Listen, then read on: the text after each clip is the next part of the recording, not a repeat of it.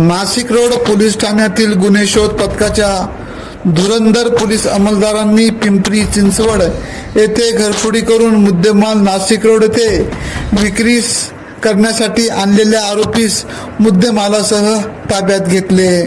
Nashik road परिसरातील देवी चौक परिसरात पोलीस अंमलदार गस्त करीत असताना गोपनीय माहितीवरून सोने चांदीचे दागिने विक्री करण्यासाठी आलेला सचिन भगवान सहजराव वय 25 राहणार मुक्काम पोस्ट ताथवाडे नवले वस्ती मुळशी पुणे यास ताब्यात घेत आधार तिथ्य करत त्याची विचारपूस केली असता त्याने गुन्ह्याची कबुली दिली।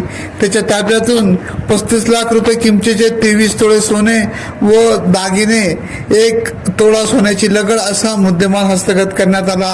याबाबतचा पुढील तपास पोलीस हवालदार सागर आडणे करीत आहे।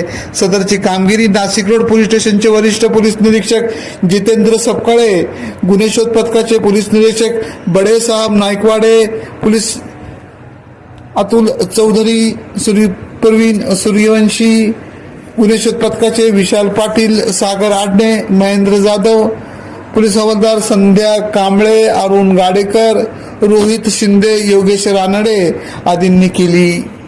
नाशिक जिल्हा कायद्याचा बालेकिल्ला। AKP न्यूज नेटवर्कसाठी मुख्य संपादक अनवर खान पठाण, नाशिक।